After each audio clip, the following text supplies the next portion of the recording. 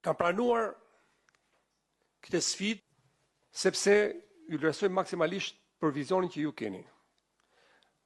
Ndoshta është e pamundur dhe pa imagjinueshme që një demokrat për 20 vitesh politik në një llogore tjetër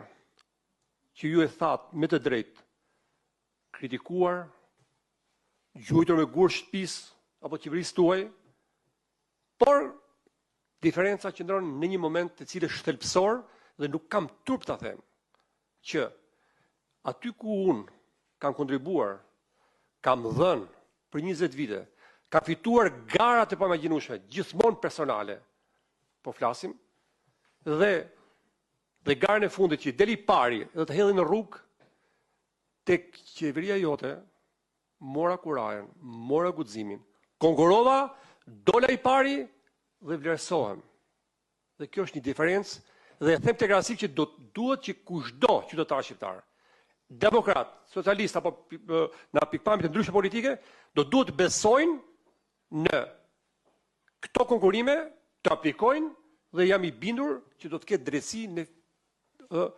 fitimin atij vendi punës apo atij konkurimit të cilët bëjnë. Zoti kryeministër, unë ju garantoj sot këtu, në ditën e parë të këtij prezantimi dhe të këtij takimi që kemi bashkë me ju, që unë 3 gjëra i kam të panegociueshme dhe që do t'i vëj në zbatim. Në radhë parë do të kenë të gjithë përkushtimin e tim maksimal gjatë 24 orëve, nuk është fjala gjatë 24 orëve që them në kuptimin që fizik të punimit të 24 orëve, por telefoni im do të jetë i hapur dhe nëse do gjehet një moment çast vetëm i mbyllur nga kryeministri i Shqipërisë, ministra Zona Ibrahime, apo kushdo kryeinspektor apo kushdo qytetar që do të bie telefoni dhe unë do të përgjigjem dhe nuk do të jem në çast i do të bie telefonet ata këtu tani do të kapin gabim. Unë e kam numrin e telefonit publik edhe e kam thënë zotë kryeministër, pra përkushtimi do të jetë maksimal dhe do të punojmë gjithë bashkë për ato detyra që ju na keni vënë, për ato detyra që na jep ligji, për ato reformë të rëndësishme për ta çuar dhe për ta përmbyllur siç tha zonja ministre në fund të vitit 2026.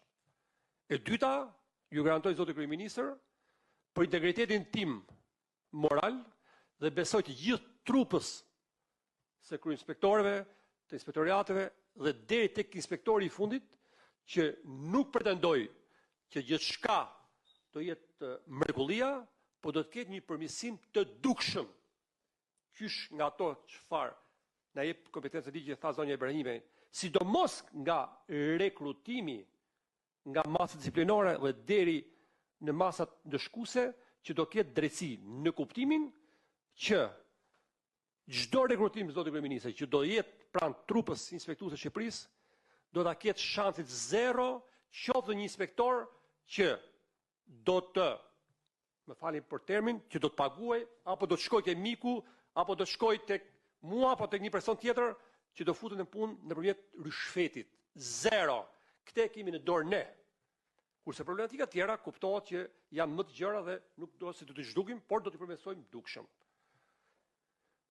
Drejtësi dhe drejtësi do të ketë zotë kryeministër. Drejtësi në raport nga muaji i pari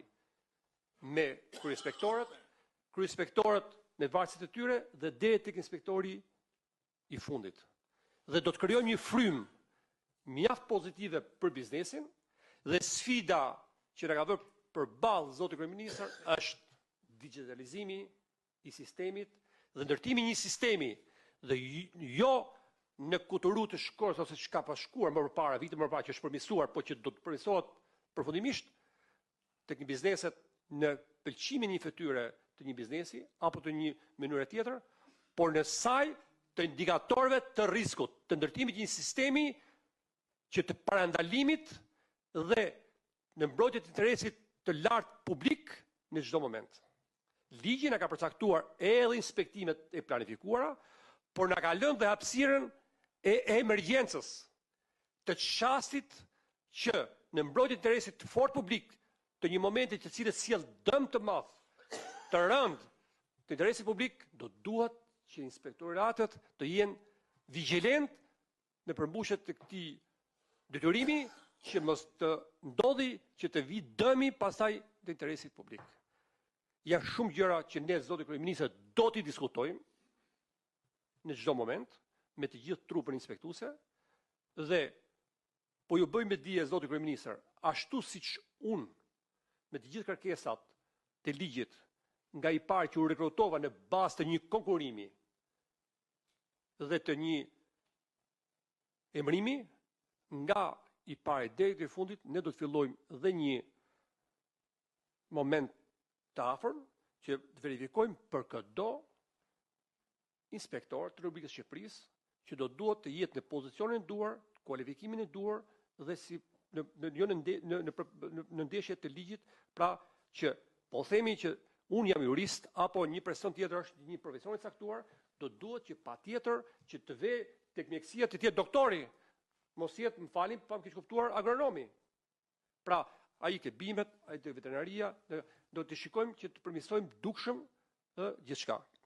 Dhe një herë, më falni që u zgjata shumë, por ishte një moment që do duhej të thuaj dy fjalë, por ju falenderoj për besimin, zoti kryeministër, dhe jeni sigurt që adorashi që më keni hedhur, ajo sfidë të cilët më keni vënë përpara, do ta përmbushim bashkë me të gjithë këto burra, këto gra dhe këto burra të nderuar, dhe që do ju nderojmë në fund dhe ju garantojmë që inspektimi do të jetë model ashtu siç ju përmendet për doganat, për tatimet apo institucionet e tjera, dhe ne do të jemi në nivelin e tyre